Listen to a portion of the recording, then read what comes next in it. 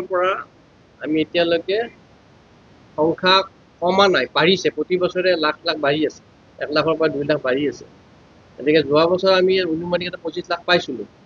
গতিকে এইবেলি সংখ্যা বাঢ়িব বুলি আশা কৰিছোঁ। যদি সকলোখন ভক্তসকলক আপোনালোকক মাধ্যমৰ যোগে যিখিনি জনোৱা হ'ল, যাতে আপোনালোকে ভালকৈ প্ৰচাৰ কৰক, সকলো দেশবাসীয়ে গম পাওক, ৰাইজে গম পাওক, যেনেকৈ ৰীতি নিয়ম মাজতে কামাখ্যাৰ এইবেলি পৰ্বত আহিবৰ কাৰণে তেওঁলোকে ব্যৱস্থা গ্ৰহণ কৰিছে। এইখিনি মেছেজ পালে হয়তো কিছু সংখ্যক আমি কমিব বুলি আশা কৰিছোঁ। সময়ছোৱাক ধ্যান ধাৰণা কৰিলে, বহিলে, মাৰ ভগৱতী আশীৰ্বাদ বিচাৰিলে, তাৰপিছত যিটো সময় দিছে যে 6টাৰ পিছত উঠিব নোৱাৰে, 6টাৰ আগতে যিখিনি মানুহ উঠি তেওঁলোকক নিৰ্দিষ্ট গন্তব্যস্থানলৈ অতিকৰণত যাবলৈ দিয়া হয়, যাতে আমি পৰিষ্কাৰ পৰিচ্ছন্নতা স্বচ্ছতা ৰক্ষা কৰিব পাৰোঁ। কাৰণ সেই সময়ছোৱাত 4 দিনত যথেষ্ট সংখ্যক ভক্ত আহে, আপোনালোকে গম পায়। হাতত কিবা প্লাষ্টিকৰ পেকেট, কাগজৰ পেকেট আদি কিবাকে ফুল মালা লৈ তেওঁলোকে আহে। সেই আৱৰ্জনাখন যদি আমি 4 দিনলৈকে চাফা কৰিবই নোৱাৰোঁ, সময়ে নাপাওঁ, তেতিয়াহ'লে আমাৰ অলপ পৰিৱেশ বিনিষ্ট হৈ যাব। সেইকাৰণে আমিও সেইটো সহযোগ বিচাৰিছোঁ তেওঁলোকৰ পৰা, প্ৰতি বছৰে পাই আহিছোঁ। যিহেতু এইবাৰ সময়টো আৰু আগতীয়াই দিছে, আমাৰ কাৰণে আৰু খুব ভাল আৰু যাতে আমি সেই সময়খিনি তেওঁলোক আঁতৰোৱাৰ পিছত আমি চাফ চিকুণতা কৰি গোটেই মন্দিৰখন আকৌ নেক্সট ডেৰ কাৰণে, দ্বিতীয় দিনৰ কাৰণে সুন্দৰ পৰিৱেশত ল'ব পাৰোঁ। সেইটো কাৰণে আমি এটা ভাল সুবিধা পাইছোঁ। 6 বজাৰ পিছত যিহেতু উঠিব নোৱাৰিব, 6 বজাৰ পিছত যিখিনি উঠিলে, তেওঁলোক উঠি সমাগম হোৱা যিখিনি হ'ল, সেইখিনি ঘূৰি যোৱাৰ পিছত কোনো মানুহ উঠিব নোৱাৰে, ৰাতিপুৱা আকৌ 5 বজাত উঠিব। জোতা চেণ্ডেল ক্ষেত্ৰত কথাটো হ'ল কি, জোতা চেণ্ডেল ৰখাৰ ইয়ালৈ 25 লাখ 27 লাখ মানুহ, 25 লাখ 27 লাখ জোতা চেণ্ডেল ৰখাৰ ব্যৱস্থা আপুনি ক'তো নাপায়। কিন্তু তথাপি ইয়াত আমাৰ মন্দিৰ কৰ্তৃপক্ষই যথেষ্টখিনি ব্যৱস্থা কৰে আৰু এইবাৰ আগৰ বাৰতকৈও বেছি ব্যৱস্থা কৰিব। আৰু সেই কথাটো হ'ল আচলতে ভক্তজনৰ নিজৰ ওপৰত। আমি যদি যেতিয়া মন্দিৰলৈ যাওঁ, আমি যিখন গাড়ীত যাওঁ তাতেই জোতা চেণ্ডেল খুলি নানো। আমি বাহিৰলৈ নানোৱেই। আমি যেতিয়া মন্দিৰলৈ আহিছোঁ আৰু জোতা পিন্ধি আমিতো মাৰ আগত, ভগৱানৰ আগততো আৰু যাবলগীয়া কথাই নাই। গতিকে সেই কথাখিনি মানুহৰ নিজৰ উইজডমৰ ওপৰতো কথা। এণ্ড লগতে আমাৰ মন্দিৰ কৰ্তৃপক্ষই আগৰ বাৰতকৈ বেছি ব্যৱস্থা কৰিছে। এইখিনি ছিকিউৰিটি ৰিলেটেড যিখিনি ব্যৱস্থা আছে সেইখিনি আমি কৰা হৈছে আৰু আগৰ বাৰতকৈ বেছি ব্যৱস্থা হৈছে।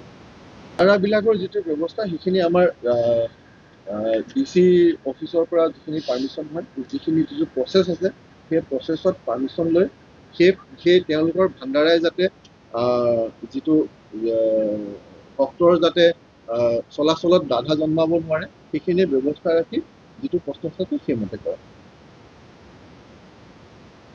গতিকে আমি আপোনালোকৰ ওচৰত আমাৰ বিশেষ অনুৰোধ এইটো, আপোনালোকে অনুগ্ৰহ কৰি এই কথাটো ৰাইজক মাজলৈ লৈ যাব যে ভক্তসকল পুৱা 5 বজাৰ পৰা সন্ধিয়া 6 বজালৈহে আহিব পাৰিব।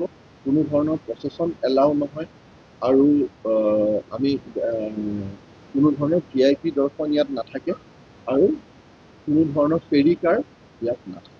মেঘালয় যোৱা পথটো সুন্দৰকৈ এবাৰ কৰা হৈছে।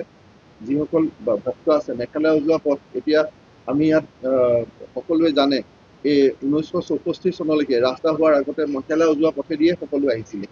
গতিকে মেঘালয় যোৱা পথ যিটো আমাৰ পৰম্পৰাগত যিটো পথ, তেওঁলোকলৈ বা এখেতসকলেও কৈ আছে যে মেঘালয় যোৱা পথেৰে আহিলে যিটো তাত যিটো সন্তুষ্টি পোৱা যায়, সেই সন্তুষ্টি, সেই মনত যিটো শান্তি পোৱা যায়। গতিকে যিসকল ভক্ত আছে তেওঁলোকে মেঘালয় যোৱা পথ ব্যৱহাৰ কৰিব পাৰে। তাৰ বাহিৰেও আৰু এটা পথ হৈছে ত্ৰিনাথ মন্দিৰৰ ওচৰেদি, গতিকে সেইটো পথ ব্যৱহাৰ কৰিব পাৰে। আমি ভক্তসকল যেতিয়া য'ত গাড়ীৰ পৰা নামি, এতিয়া আপোনালোক য'ত গাড়ীৰ পৰা নামিছে, নামি পেলাই আপোনালোকে যে ওপৰলৈ উঠি আহে, য'ৰ পৰা আপোনাৰ এইখিনি টাইলখিনি লগোৱা আছে, চিৰি আৰম্ভ হয়, সেইখিনিৰ পৰা প্ৰৱেশ আৰু ইফালৰ পৰা আকৌ ওলাই যাবৰ কাৰণে আমি এবাৰ 2টা ব্যৱস্থা কৰিছোঁ। গতিকে গোটেই কামখিনি যাতে খুব সুকলমে হয়, খুব স্মুথলি হয়, তাৰ কাৰণে আমি এই ব্যৱস্থা কৰিছোঁ। আপোনালোকে ইতিমধ্যে গম পাইছে যে 22 তাৰিখৰ পৰা এইবাৰ 2025 বৰ্ষৰ অম্বুবাচী মহাযোগ 22 তাৰিখে দুপৰীয়া প্ৰবৃত্তি হ'ব আৰু 26 তাৰিখে ৰাতিপুৱা নিবৃত্তি হ'ব। আৰু সেই ক্ষেত্ৰত যিখিনি ধৰ্মীয় দিশৰ কথা আছে, সেই কথাখিনি আমাৰ ইতিমধ্যে দলৈ মহোদয়ে আপোনালোকক অৱগত কৰিছে। এইবাৰ আমাৰ অম্বুবাচী মহাযুগৰ ক্ষেত্ৰত আমি আগতকৈও বেছি মনোযোগ দিবলগীয়া হৈছে আৰু আগতকৈও বেছি আমি ডিটেইলত গৈ আমি কিছুমান ব্যৱস্থা কৰিবলগীয়া হৈছে। তাৰ কেইটামান কাৰণ হ'ল যে যোৱা কেইবছৰত অম্বুবাচীলৈ অহা ভক্তৰ সংখ্যা সাংঘাতিক ধৰণে বৃদ্ধি পাইছে। যোৱা দুবছৰত বিশেষকৈ 23-24 লাখতকৈও মানুহ 23-24 লাখৰ পৰা 27 লাখৰ ভিতৰত ইয়ালৈ ভক্ত আহিছে 7 দিনৰ ভিতৰত। গতিকে এনেকুৱা এটা ইয়াত উদুলি মুদুলি পৰিৱেশ হয় আৰু এনেকুৱা এক বিশাল জনসমাগম হয় আৰু আমাৰ পাহাৰটো বা আমাৰ ৰাস্তা সৰু ঠেক আৰু তাৰ লগতে এইবাৰ আমাৰ প্ৰকৃতিয়েও আমাক এটা নতুন ৰূপ দেখুৱাইছে।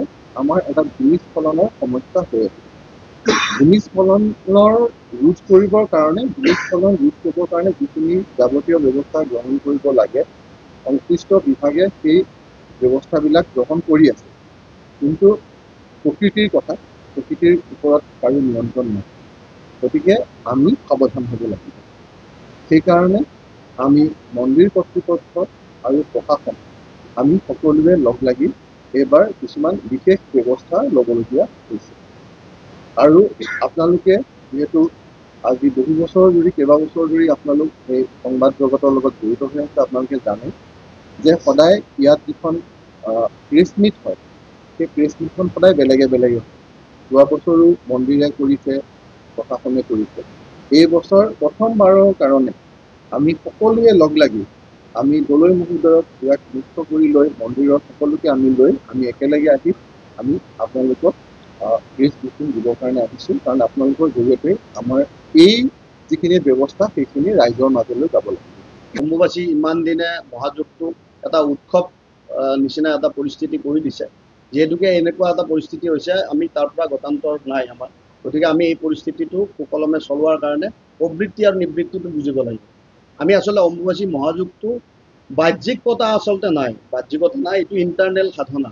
গতিকে আমি প্ৰবৃত্তি মানে অশুদ্ধতা, নিবৃত্তি মানে শুদ্ধতা, এটা চাইকেল চলি থাকে যিটোৰ পৰা অশুদ্ধতাৰ পৰা শুদ্ধতা কেনেকৈ যাব পাৰে, অৰ্থাৎ আমি ভিতৰখন কেনেকৈ আমি পিউৰিফাই কৰিব পাৰোঁ, সেইটো এটা ইণ্টাৰনেল এটা সাধনা। গতিকে এই সাধনাটোক আমি বাহ্যিকতা কৰি বাদ্যযন্ত্ৰৰ দ্বাৰা বা নানান ধৰণৰ চিঞৰ বাখৰ এটা গণ্ডগোলীয়া এটা পৰিস্থিতি এটা কৰি যিটো আমি আজি কৰি আছোঁ, সেইটো কিন্তু অম্বুবাচী মহাযুগৰ ডেফিনেশ্যন নহয়। মৃগশিৰা নক্ষত্ৰৰ চতুৰ্থ পাত যোৱাৰ পিছত আদ্ৰা নক্ষত্ৰৰ প্ৰথম চৰণত যেতিয়া ভৰি দিওঁ তেতিয়া পৃথিৱী ঋতুমতী হয় আৰু তেতিয়া আমি অম্বুবাচী বোলা যায়, অৰ্থাৎ প্ৰবৃত্তি আৰম্ভ হৈ যায়। আৰু প্ৰবৃত্তি 3 দিন 3 ৰাতি যোৱাৰ পিছত নিবৃত্তি হয়। গতিকে অশুদ্ধতাৰ পৰা শুদ্ধতা, যেনেদৰে অলক্ষ্মীক যদি আমি পূজা নকৰোঁ লক্ষ্মী নাপাওঁ, ঠিক তেনেদৰে আমি অশুদ্ধতাক যদি পূজা নকৰোঁ আমি শুদ্ধতা নাপাওঁ। প্ৰকৃতিটোক চাফা মানে আমি কেনেকৈ হ'ব পিউৰিফাই, সেইটোৰে এটা প্ৰক্ৰিয়া হৈছে অম্বুবাচী মহাযুগ। গতিকে